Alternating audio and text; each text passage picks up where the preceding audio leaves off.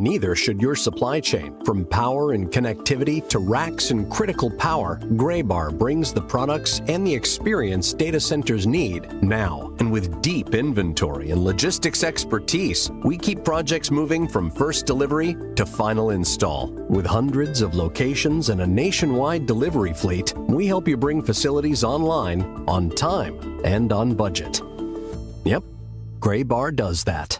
Looking for something new? Lombardo Homes is excited to introduce 2 brand new opportunities in St. Charles County. Discover Crooked Creek at Cottleville Trails, featuring stylish new townhomes from the high 300s and access to incredible amenities that make Cottleville Trails one of the area's most sought-after communities. Or find the space you've been dreaming of at South Point Estates, where expansive 3+ acre home sites and top-rated Wentzville schools create the perfect setting for your custom dream home. Visit lombardohomes.com to learn more about these exciting new communities. Welcome to Extra Innings, presented by Graybar. Graybar, your distributor for electrical and datacom needs. And by Circa Sports. Circa Sports. Sports betting the way it should be.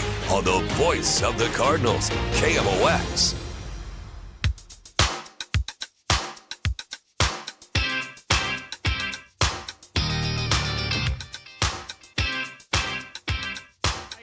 Cardinals end up losing. They fall to Kansas City. Final score 14-6. Welcome in. This is the Circa Sports Extra Innings Show here on KMOX. My name is Matt Pauley. Great to be with you this evening. I wish we were talking about a Cardinals victory and a better Cardinals performance, but it was not meant to be. If you want to chime in on what we listened to and what we saw today, feel free to do so by calling or texting 314-436-7900, 314-436-7900. You can tweet at me at Matt Pauley on air, MattPauley on air, or you can leave a comment on the video chat for those of you who are watching on Facebook, YouTube, and Twitter. Look, I'm not going to bury the lead here. Matthew Liberatore was not very good tonight. That was a bad outing by Libby. 1 2/3 innings, so he does not get out of the second inning. 7 runs, 5 earned on 7 hits, 2 strikeouts, no walks. A ton of hard contact. And he's on a pretty tough roll right now as well. When you look at what he has done here recently, let's go back let's go back since May 13th. So that covers his last 7 starts. And there's a start against Chicago in there where he went 5 1/3 scoreless. There's a start against Milwaukee in there where he gave up 3 runs in 5 innings. So not every single one of those starts is bad, but over his last 7 starts, he is carrying a 6.82 ERA. He's got a 3.26 average against. Not good. And I would suspect that he is going to make his next start. But I think we are moving towards a territory where you do have to evaluate his role in the starting rotation. And I say that knowing full well that this is still an organization, no matter how well this team has played this year, this is still an organization that has very specific goals in mind when it comes to this season and some of the things that they are trying to do. But you can't just keep sending Libby out there start after start after start when it's seemingly getting worse and when there's a lot of non-competitive performances in there. And maybe saying a lot of non-competitive performances is a little bit strong, but tonight was non-competitive. Tonight absolutely was. Not just giving up runs and hits, but being hit very, very hard in this game. So that's kind of where we're at. That's the big storyline here. The offensive night was, like, from a raw numbers standpoint, it was okay because they scored 6 runs on 13 hits. I would take issue with the team leaving 15 runners on base and going 3 for 18 with runners in scoring position. It could have been much, much, much, much, much more. They could have actually made this thing a game if they could have collected a few more hits in some big situations. Leaving 15 runners on base, that's a pretty big number. So I can kind of talk out of both sides of my mouth on that one, if you get what I'm saying. Overall, 6 runs on 13 hits. That's a good offensive night. Leaving 15 on, not a good offensive night. 314-436-7900, 314-436-7900. That's how you call. That's how you text. You can tweet at me, at Matt Pauley on air. You can leave a comment in the video stream. We have our first phone caller of the night. Let's start with John. Hey, John, you are on the Extra Innings Show. Hey, good evening. How you guys doing? Doing all right. Wonderful. So I saw Liberatore is obviously trending downwards. He's had almost a 9 ERA in the past week. I wonder if he gets even one more start with everything going on right now. Second off, I want to talk about just how the offense has been okay, but I just don't know where the pop's going to come from besides Walker. So I'll hang up and listen. Thanks, guys. Yeah, you appreciate it. Yeah, I don't have anything more to add about Liberatore than I started off with. I think he'll make his next start. I do, but I think that's going to be one where there's going to be a lot of pressure on him to perform. Offensively, I like the lineup. And you say, where's the pop going to come from other than Jordan Walker? I mean, just in the lineup today, you feel good about J.J. Weatherholt. You feel good about Ivan Herrera. Feel good about Nelson Velasquez. Feel good about Alec Burleson. Feel good about Blaze Jordan. All those guys have some oomph in their bat. So even if they're not hitting home runs tonight, which they did not, there's a lot of guys in the lineup who I think can hit some home runs. Let's grab another call. Don has given us a call. Hey, Don, you're on the Circus Sports Extra Innings Show. How you doing, Matt? Doing all right. I've got some comments on Matthew Liberatore. I don't think he's a starter, to be honest with you, Matt. And basically, he's either telegraphing his pitches or he's making too many mistakes over the heart of the plate. And I would like to see the Cardinals send him down to Memphis and bring Hunter Dobbins up and place him. And then they can get rid of Justin Brewer. I'm not a big fan of him either. And I like to see this kid, Joshua Baez, up here because I'm not impressed with Nelson Vasquez. I'd like to see this kid playing left field. And I'll hang up and listen to your comments, Matt. Okay, appreciate the phone call. Look, this is really easy on Matthew Liberatore. What the problem is, it's his fastballs. His four-seamer has a 291 batting average against, a 344 expected batting average against, a 512 slug against, expected slug at 630. His sinker, which is another fastball, 387 batting average against, 516 slug against. His cutter, which he doesn't use a lot, 571 batting average against, 571 slug against. That's what's going on here. And I guess what I want to know when it comes to Liberatore is where's the guy, why, how do I put this? Was what we saw in the first half of the season last year not real? Because in the month of April last year, in 5 games, he had a 3.19 ERA. Then in the month of May, in 6 games, he had a 2.97 ERA. So he came out of May with very, very good numbers. And then it started to go down for him in June. And people like me were saying, hey, this is a guy who's a first-time starter in the big leagues. He's running into a wall. And I kind of gave him the benefit of the doubt for what did happen the rest of the season.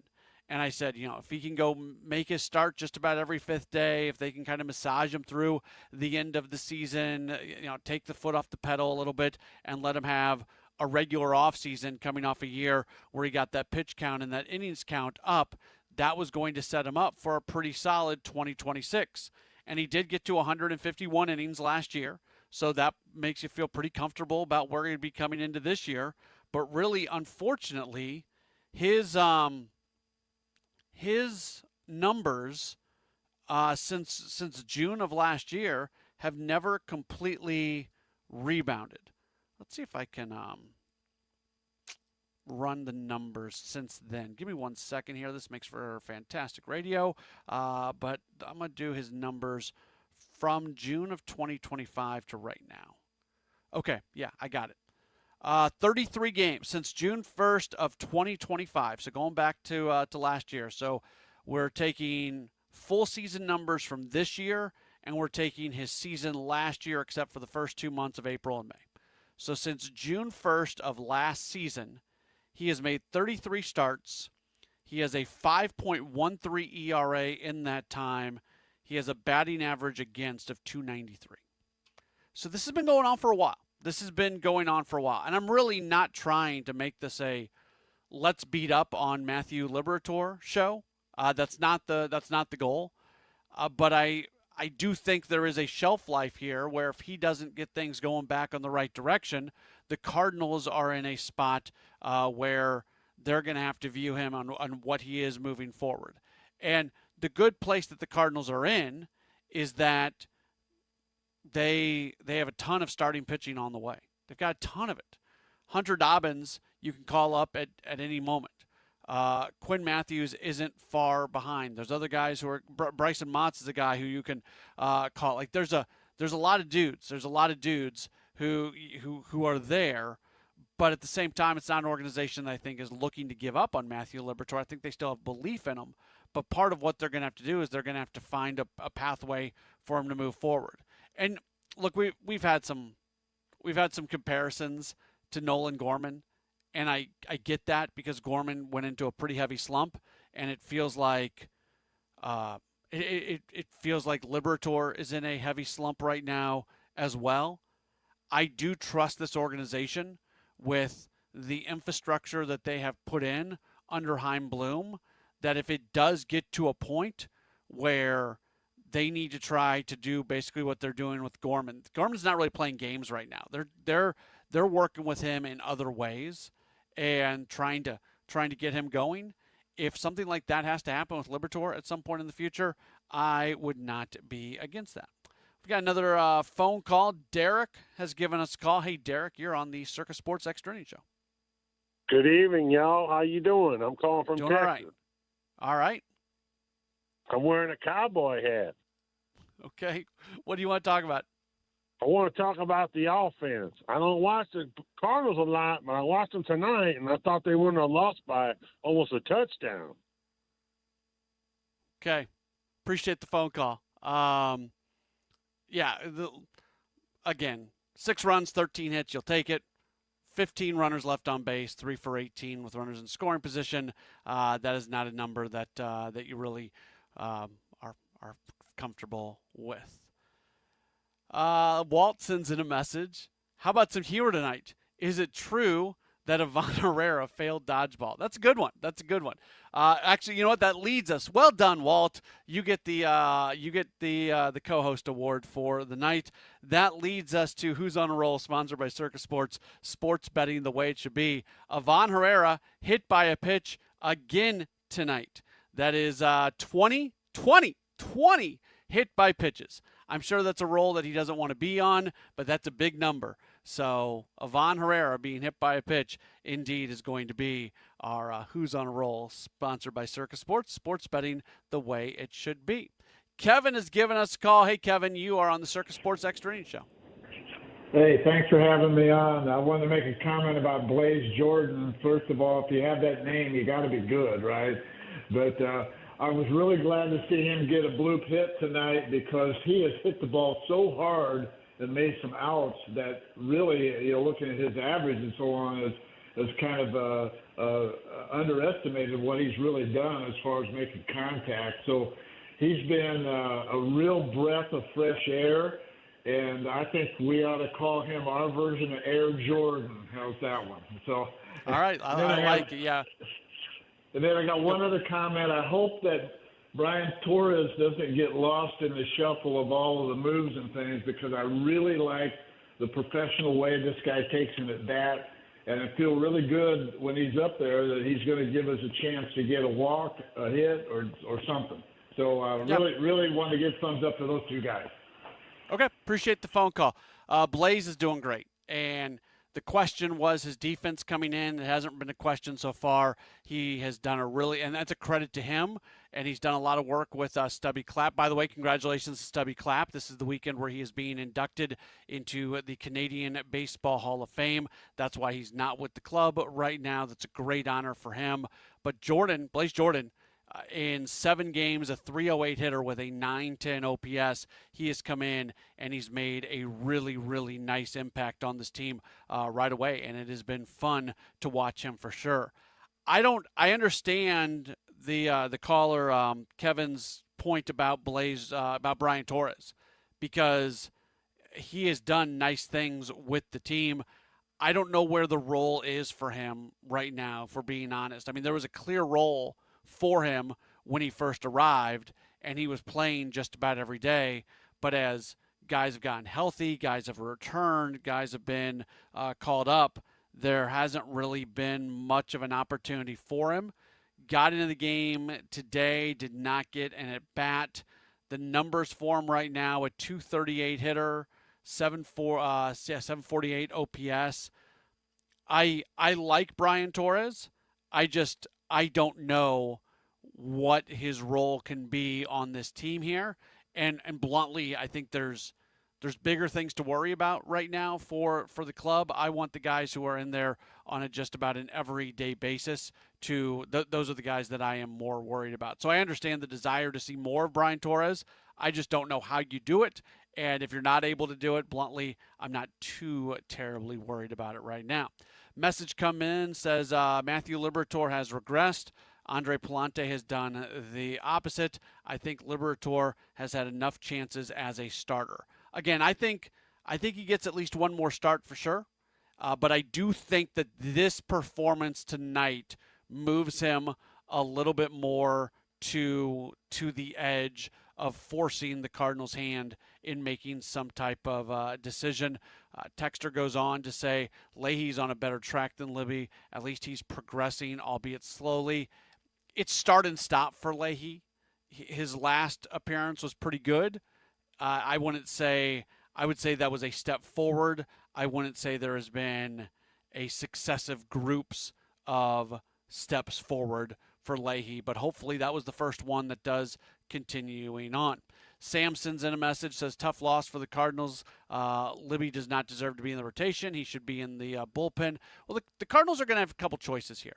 I believe, and somebody can correct me if I'm wrong on this. Sometimes I get these. At one point, I said Nolan Gorman didn't have any minor league options, and I was completely wrong on that. But the way I read it is Matthew Liberatore does have one more option. So if the Cardinals really, really, really, really believe in him as a starting pitcher, and they want to make a change in the rotation because he's being somewhat non-competitive, then I think you send him to Memphis for him to start. If the Cardinals are not as sold on Liberatore as a starter moving forward, or they feel more comfortable with the other starting pieces that they've got available, then we know that Liberatore can be effective out of the bullpen. So I don't really know where the organization's coming from. So when you say he does not deserve to be in the rotation, he should be in the pen, if they make a change, the long-term thought on Matthew Liberatore would definitely be one that I would be considering in all of that.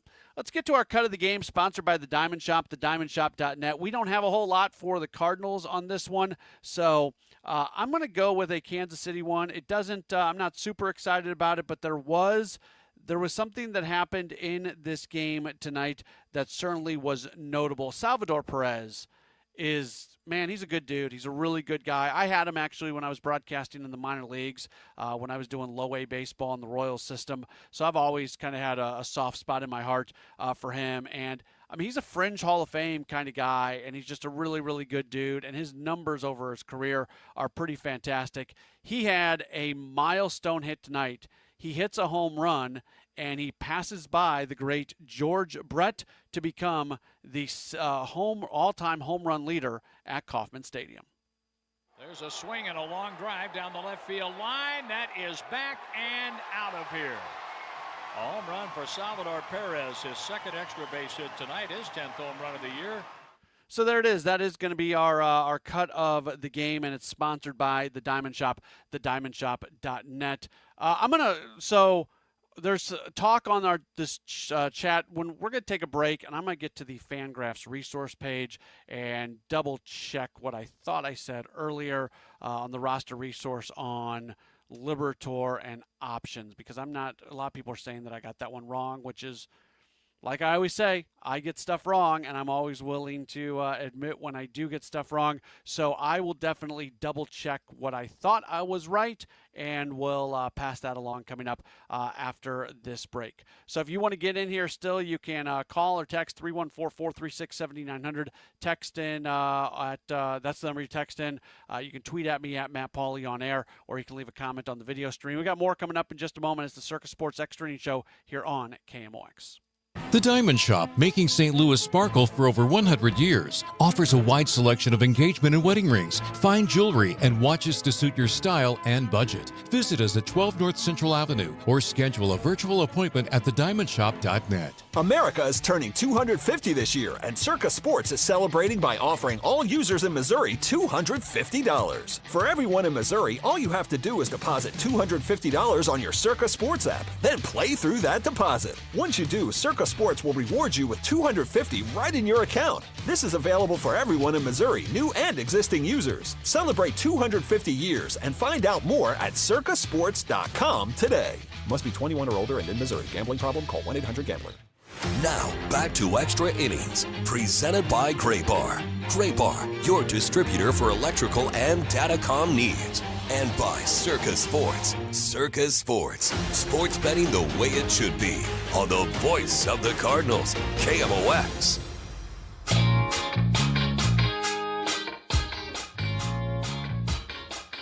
Tough night for the Cardinals in Kansas City. They lose to the Royals 14-6. Welcome back in. This is the Extra Innings Show, the Circus Sports Extra Innings Show right here on KMOX. My name is Matt Pauley. Yeah, so I was talking about this before and whether or not Matthew Liberatore does have options remaining. And according to the Fangraphs roster resource page, he does still have a single option left.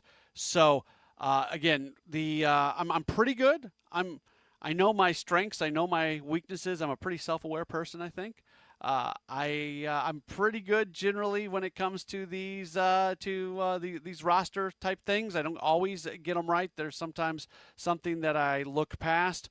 But according to the Fangraphs roster resource page, which has never let me down, there is still one option remaining for Matthew Liberatore. If I for sure have that wrong, and you know I have that wrong, please, text in or comment in and explain what I am missing on that, because I don't think I have that wrong, but I never know. All right, let's get to some of the text messages that have come in. From the 501 says, what are Heimblum's options to bolster starting pitching and also the closer role? Starting pitching, I think, is internal because there are options. Hunter Dobbins is ready to go right now. He pitched tonight at Memphis. So if there was a scenario where Matthew Liberatore does not make his next start, which I'm not saying that's an impossibility. I don't think I would put it under 50% on that happening. Again, I've said I think he'll make his next start. If something wacky happens over the next few days and they decide to do something with Liberatore, or maybe even just give put some – Dobbins is ready. Like Dobbins slots in right here with Liberatore. So that's the first thing. And Bryson Motts is right there, and Quinn Matthews is not far behind. So those are the options, I think, when it comes to starting pitching. I'm not going to, how do I say this? There are a lot of baseball insiders, and I don't know how connected they are to Heimblum. And I remember I've talked to baseball executives before, and I've said, not asking about anything specific, but just very much asking in general. Hey, there's always a lot of rumors out there. There's always comments that are made by these insiders. How much of this is real and how much of it is not? And I have been told that there is a lot of stuff that is reported by people who have a lot of credibility in the industry that just simply is not true, that there is no truth to it whatsoever. So I always take with a grain of salt anything that is being said from a national perspective. Now, there's some people I trust more than others for sure, and we can all make those decisions on who we trust. That being said, man, there's been a lot more chatter over the last week or so about things the Cardinals could do to make the roster better. I saw somebody today actually mention a Royal and Michael Wacha, a former Cardinal, that maybe there could be, those two sides could be reunited. That there's other starting pitchers that the Cardinals would be potentially in on. I have a hard time believing that's going to happen. I think this team and this organization very much would look to give internal candidates the opportunities before external candidates if it does come to making some changes. As far as the closer spot, just going back to the texter's question, I don't think the Cardinals are going to look to change up much of anything in the ninth inning. They like what Riley O'Brien has done, even with O'Brien having scuffled a little bit here recently. And there are some characteristics about some of his pitches when you're looking at pitch shape and things like that. There are some things that were really, really good early on in the season that have not been as good here over the last 2-3 weeks, a month or so, as we've seen his numbers start to go down a little bit. And I know the organization is aware of it, and they feel like they are on a good path to getting him back to where he was before. So I don't think adding another ninth inning guy is something that would be on the list. Now, if the Cardinals were to add, and there's a lot of time between now and the trade deadline, so we'll see where they're at this point. This is why I really don't like these conversations, because I don't think they have a lot of depth to them, because we have to see a lot more happen before we can make these type of assessments on what they should do. But I do think there would be an opportunity and a desire to add to the bullpen if they are in a spot where they would like to add something. I just don't think it's going to be specifically somebody for the ninth inning. By the Numbers, sponsored by Bank of Springfield. Bank boldly, bank with BOS, member FDIC. Just want to take an opportunity and appreciate Alec Burleson. Burleson did not get a hit today. So his 17-game hit streak, it came to an end. And anytime you have a hit streak that goes that long, that is really, really impressive. And yeah, all I really want to do as we go by the numbers is look at what he was able to do during the hit streak. As that hit streak, it began on May 30th. And what he was able to do during that streak is pretty remarkable. Even including the 0 for today, since May 30th, he's got an OPS at 950 and a batting average just below 300, 6 home runs, 19 RBIs. It is By the Numbers, sponsored by Bank of Springfield. Bank boldly, bank with BOS, member FDIC. Let's grab some more text messages that have come in. Let's see. So, sorry, I'm just kind of trying to go through everything that's coming in. Sorry, our texting system is not the best texting system in the world. So sometimes they come in like in different things. So it's like a puzzle trying to put them all together. A lot of this is just about Liberator. I'm also kind of scrolling through because most of the text messages that have come through are just about Liberator, and we have really addressed this for sure. So I think, and some people talking about the Von Herrera getting hit by a pitch. So it didn't really look like on the text, unless I missed something. If I missed something, I apologize, but it didn't look like nothing really came in that was something that we had not talked about already. So you know what? I think that's just about going to do it. We do need to get to our insurance run of the game. It is sponsored by O'Connor Insurance in Creve Coeur, proudly representing auto owners insurance. What do you want to choose from the Royals? They put up 14 runs. They win 14-6. Just what they did in the second inning against Matthew Liberator, as they were able to add on and make sure that this really wasn't going to be a game.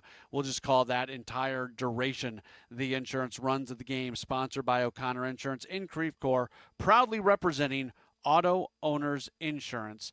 As that was a tough one. That was a tough one for sure tonight.